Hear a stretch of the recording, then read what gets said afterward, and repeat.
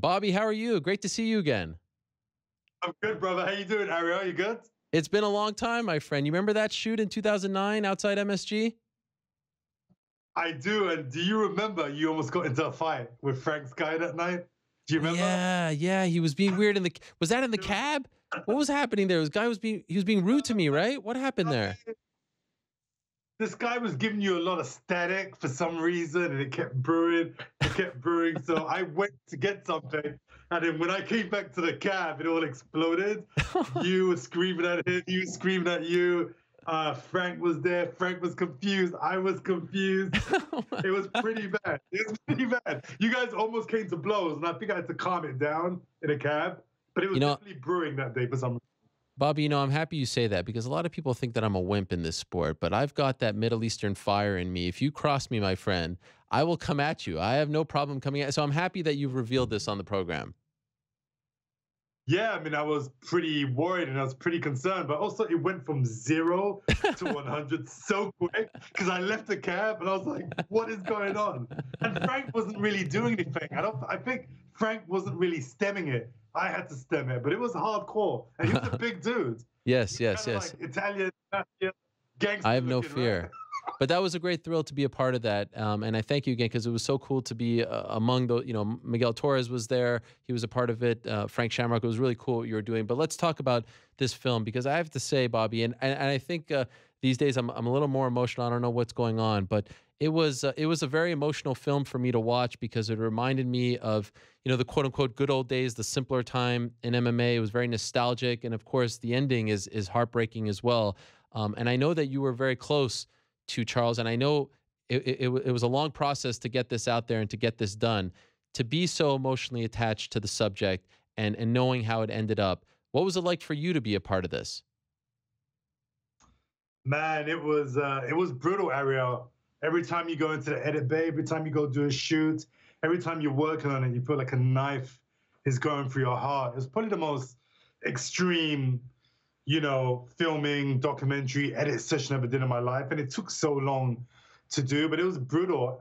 It's so brutal. I feel like I need like emotional distance from Charles now. I kind of need emotional distance. The film has come out and I need to have a little bit of separation. That how much of a hardcore journey it was for me. How long from beginning to end did it take for you to complete this film? I think I started it 2011 and I just finished it maybe a couple of Wow. months ago. I met a guy called Shane Teeter, street made. He kind of gave me some money, funded it, and then I would basically flip commercials, kind of rob Peter to pay Paul to keep it going. And sometimes you forget about the movie and then you kind of get some money, you work on it again, you get some money, you work on it again. So that was kind of the process since 2011. And why do this? I mean, it's an incredibly important subject, and I'm so happy that you did do it. And the footage is incredible, and we'll get to that in a second. But because it is so, personal for you, why did you put yourself through this? I mean, I was an illegal immigrant when I came to America in '96, and Charles was the one that incubated me. Actually, Ed Suarez too. Ed Suarez and Charles, kind of believed in me and saw that I had something special, and they put money in my pocket. I actually remember the first time I met Charles was at a Higan Machado tournament. I had lost some money, and he gave me like $50, and he gave me this speech saying that he felt that I could become a great filmmaker one day. He really believed in my talent, kept money in my pocket, kept me strong mentally while I was trying to get my paperwork, while I was illegal, trying to hustle. And so, when he made it, he gave so much money to me and helped incubate me and take me to another level. How could I not?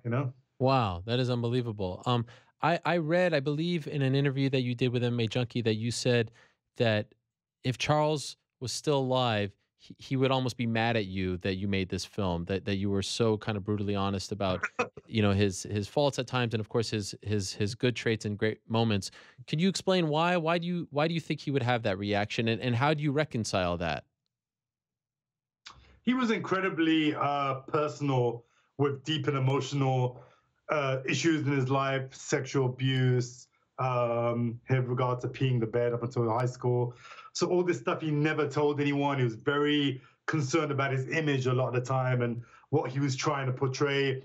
he was a very big fan of Kiss, and so with regard to the costumes and what he would wear was all really a mask to really cover what was going on with him. And so he wouldn't have wanted that stuff. And so I had to really reconcile with myself. Like, do I want to make a fan movie about someone who's great, or do I want to really go deep into a guy and really talk about who he was and what he had to overcome? I remember reading a comment. Some guy read a comment, was like, "Oh, you just made a film about him peeing the bed until he was like 17." The way he said it was kind of funny, but it was like, I was thinking, man, if somebody did a film about me peeing the bed up until 17 and I was gone, I'd probably be pissed too. But we had that kind of, he would always chase me around. We had a love-hate relationship, and hopefully he understands where I was coming from. I wanted to show that regardless of where you came from, you could overcome anything to become a success. But while you're making this and you're digging deeper into some of these darker moments, do you hear him in your mind saying like, "Please don't show this"? And how do you overcome that? Yeah, I do. I feel like, man, Charles wouldn't want this to happen. Charles wouldn't want this to come out. And so maybe that's why it took so long. I needed that, 2011 and 2018 to maybe become comfortable. Because I remember the earlier cuts was more, Charles was great, Charles was great. And as more time, from his death past, I became more, okay, let me explore this subject as a documentarian filmmaker. Let me step out the box. So as I was mourning the first couple of years, the film was more of a mourning film. And then as time passed, I reconciled this with myself. Just, I have to be true to myself as a filmmaker, bro. I have to be honest, and I have to, show the fans and show people what he was really about. What was it like when you showed the film for the first time to his, partners in crime, Punk Ass and Skyscrape? Were you worried about their reaction, and what was their reaction when they saw it for the first time? Wow, I remember showing it to them in Vegas. Can't remember when, maybe 2014, and I can just hear the crying. Oh, I could just hear it all the way through the film. So you're listening to, Scrape and Punkcast, just like having emotional breakdowns during the film. And it's difficult, it's hard to focus on what's happening because you can hear them, crying all the way through. And so it was very difficult watching it, but that's, one of their best friends.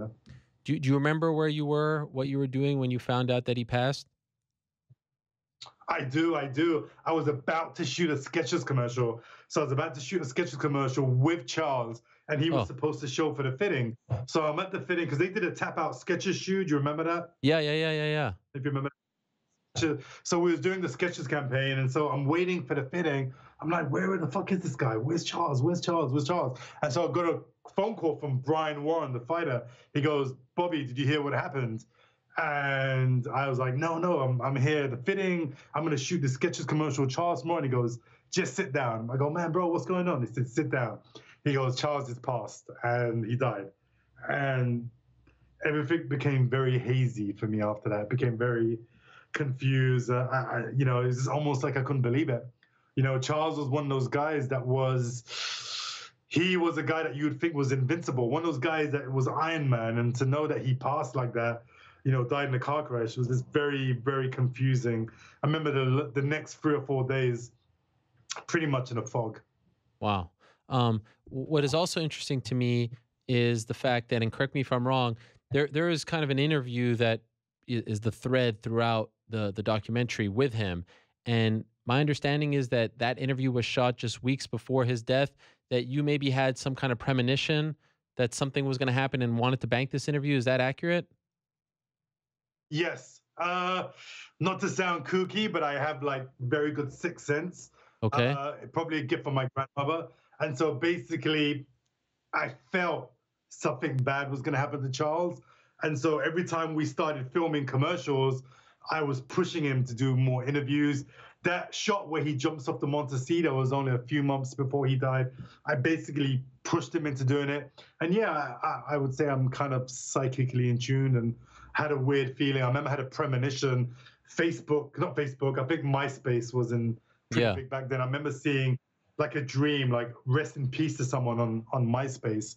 and I was thinking, who was that? Who would have passed away? And I remember that. And then, Charles died 3 years later. But I feel like I have that kind of communication, similar to when Okay. I did the Evan Tanner film. I felt like, when I did the Evan Tanner film too as well, he was telling me like, I didn't commit suicide.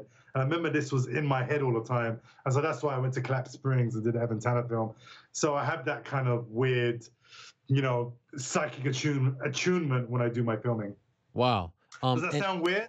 no, no, listen. I mean, you did it. So, I mean, the fact that you actually did it, and unfortunately, what happened, kind of backs up what you were saying. Right. In my opinion, um, when you're like doing this doc and you have that, that's great. But if you didn't have that, do you think you'd be able to do the documentary? If you didn't have that sit down, if you didn't have that premonition, could this film have been made? No, it couldn't have been. No, because I wouldn't have done all that filming before he died. Yeah, So I that's would have had nothing. Of course, I found that interview afterwards where he talks about the sexual abuse. yeah. So it's a But the tape core recorder, interview, right? yes, How did you yes. find that? I was just going through some boxes after he passed. And I think Lacey, his girlfriend, gave me some boxes. And she said that Charles wanted me to have this box, blah, blah, blah. So I was going through these boxes and I found some tape. And I was like, what is this? And I played it. And I Holy found smokes! that interview in that box. Yeah. How did you react to that? To find something like that that's that open? I mean, it was like a revelation. It was kind of what kind of felt like I may have needed to take the film to another level, something more deep and personal. Obviously, he was revealing a lot in the interview he did with me, Yeah. but it was still in terms of the growth of Tap Out. This one was more about, the sexual abuse, what he was going through his family, the deep inner, you know, emotions of Charles that he may have not wanted the world to know about. And so that was just like, whoa, I think I've hit the jackpot in terms of taking this film to another level. Why do you think he did that? Why do you think he taped these stories? It's not a very common thing to do and not share with anyone. Why do you think he did that? Don't know. Uh, Maybe he was doing it as a way of self, healing, talking about your emotions, talking about yourself. Maybe he had a premonition he was going to die too. Because if you listen to the end of the tape, you'll live long after you've died if you've done something amazing. He actually says that in that tape. So he must have felt something was going to happen too. He had that James Dean energy. huh. What do you think Charles Mask Lewis would say about MMA in 2018 and how far the sport has come? It would have blown his mind. I think about that all the time, especially like when there was a Fox. Sometimes there's a Fox fight night on Saturday, Yeah. Sunday morning, Wednesday. I mean, this was not around when he was alive. I mean, we had Conor McGregor versus Floyd Mayweather. We had Ronda Rousey. Women's MMA wasn't around back then Yeah. in a big way. So much of the sport moved forward. The Reebok deal. It would have blown his mind, I think. I think he would have been like, wow, this sport, you don't need to explain to people what MMA is. Back in the day, you have to say if you was involved in MMA, you have to give them a little speech about what it was about. Now, when you mention MMA, you don't need to say anything. They know it's a global kind of sport. Right, right. Yeah. And I can't imagine what he would think. One of the the topics that we talk a lot about on the sport, and honestly, one of the things that I don't like about the sport, um, was the UFC's decision to do the deal with Reebok, and not so much do the deal, but to make all the fighters look the same. Because I'm a big fan of, being unique and looking different, and the fight game is all about your personality. And Chuck's shorts were different. Mike Tyson would come out with the black short. Like people have looks, and I don't like the idea of uniformity in the fight game. What do you think he would say about the UFC's decision to do that? I mean, he would be turning in his grave, bro. He would have hated it. I mean, Charles was about free market and free enterprise. He did not hate the competition. He understood that you need the competition in order to crush the competition. You needed someone to crush. Uh-huh. If he was alive, there would have been no Reebok deal. He was very close to Dana. He was constantly speaking to Lorenzo. They loved him. They even put his name on the cage for like 7, 8 years after he passed. I think there would have been no Reebok deal. If Charles was alive, he would have made sure that, if there was going to be one clothing company, it would have been Tap Out. Uh-huh. And he would have fought tooth and nail for that. So is his name is no longer on the cage, right? Oh, I noticed Josh Gross had told me maybe like around 4 or 5 months ago they took Charles' name off the cage, and and I understand it's new owners now, new sponsorship. I think they put Vegas strong, which is a great cause, of Yeah. course. What happened in Vegas, but I contacted some people in the UFC, the PR department. Nobody seemed to know what was going on, and so I guess it's just one of those things, as new owners come, different things take priority. So you've been watching the sport since its inception here in North America. Is that fair to say? Yeah, I've been involved in a sport. I mean, I watched UFC 2 live, Wow. and I've been training jiu-jitsu since '96. I got my black belt 5 years ago. I've competed too. So I've been involved in the sport since '96. So how do You feel old, bro? No, the reason I ask you is because you are one of those figures that, when I first came into the sport in 2006, I mean, you were there, you were a big part. I know you were a big part of what Tap Out did and the films that you've made. You mentioned the Evan Tanner film, which I highly recommend as well. How do you feel about MMA in 2018? Are you still as big of a fan? Do you feel like there's too much MMA? It has come so far as well for you since you were a fan. How do you feel about it? It's a tough question to answer. I mean, the dream was for me growing up in this sport, because I literally grew up as a, young boy, teenager to a man in this sport. For me, this was always the dream. This was always the dream that, MMA would be a global sport. MMA would be this amazing sport around the world where you didn't need to explain it. People would respect the athlete, the fighters. People would want to make products, know about the sport. So this was kind of the dream. Obviously, it has its issues, the way the sport is run and the way promoters deal with athletes. This is a historic thing that goes back to the turn of the century. The promoter fighter has always been an abusive relationship. Obviously, I would like to see this evolve a bit more, but in terms of the sport growing big, it's what I always dreamed of. I dreamed of waking up to Sunday morning and watching MMA, and there was times I didn't think that would ever happen. So this is the dream, but obviously there's still pockets of problems which I'd like to see rectified. Like what? Is there one in particular? I think, yeah, the promoter athlete relationship. It seems like in the core elements of the sport, historically, the promoter has always hated the athlete. It's kind of this weird love-hate relationship. Obviously, it's a very pimp hole relationship. It's a very pimp hole relationship. So I would like to see that to change. I would like to see that our athletes are taken care of better, that there's better insurance policies for them, that they get way more money, way more respect, that, they don't feel they're walking on eggshells. I would like to see that the fighter doesn't feel that they're walking on a tightrope. I would like to see that sport evolve. I love the fighter. For me, I was a former fighter. I gave my life towards martial arts, training jiu-jitsu. For me, when I look at a fighter, that's someone I want to bring up. That's someone that's my end product. You know what I mean? In terms of my filmmaking, I did over 300 commercials. So I value the fighter. I would like to see that same value in the corporate world. And speaking of the corporate world, Tap Out is no longer the Tap Out that Charles owned, right? They sold the company. Punk Ass and Skyscraper are no longer a part of it. I think they're the top sponsor. I don't even know if sponsor is the right word, but they're affiliated with WWE, right? It's not what it was. How do you feel about what Tap Out is today? I can only go from Charles's mouth, and Charles Okay. always hated WWE. I don't know if Oh, he ever told you that, but we had conversations about it. He hated WWE, and he was a bit cold about boxing too. For him, it was about MMA. To know that his company was lost, and now, this kind of company within the WWE. I have nothing against the WWE myself. I think, I'm a fan to a certain degree, but Charles did not like the WWE. He was not a big fan. I think he would be hurt.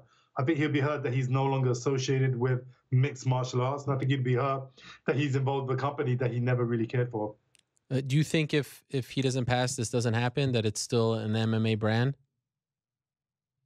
If he does not pass, Tap Out is Nike.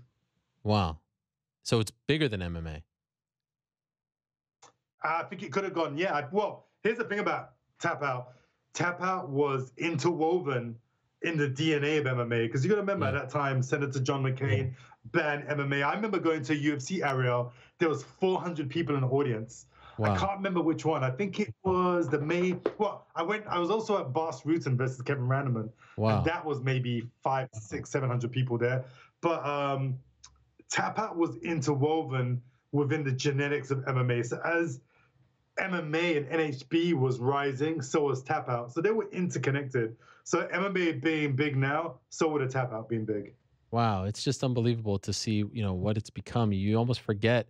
I'm like watching that documentary, and I know, what you were saying. It just, it reminded me of those days. It's just, it's amazing to see how far the sport has come in a very short amount of time. Like sports don't evolve that much in 20 years, and it's just amazing to see you guys are in like these parking lots, and now to see where the sport is.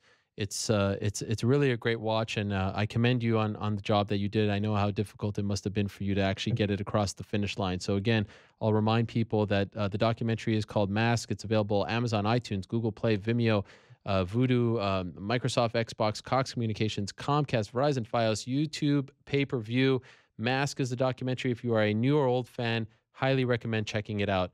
Bobby, congratulations on a great doc. Anything that you're doing right now as far as MMA is concerned? Any projects, or are you focusing on other stuff?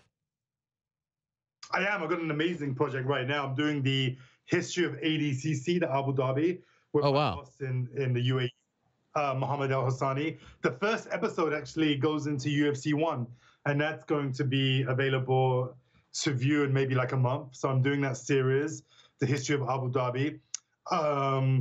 I've got several other projects. I also own the trademark for the history of MMA, and I have the largest content of historical MMA footage in the world right now. And so I'm looking to develop that into content series. I'm working with Josh Gross on that too right now. Josh, what's up? So I actually own this trademark, history of MMA. Wow. And it's an incredible trademark. I have the largest stock footage in the world. So I like to repackage, repurpose that, put it on something. And I've got one other big project, which I think is going to be like my swan song. And can't really talk about that right now, but that's Okay. hopefully going to be ready in around a year. But that's going to be my swan song. That's What is it? The project dreamed of for my life. Swan song in MMA or swan song period? Swan song in MMA. Okay. All right. Wow. Well, that's an end of an era. Keep us posted on that. That sounds interesting, to say the least. Bobby, great to catch up with you. I really enjoyed the documentary, and it was hard to watch at times, but you did a phenomenal job. So congratulations, and I highly recommend it. I appreciate your time on this Monday. Great to catch up, and all the best to you.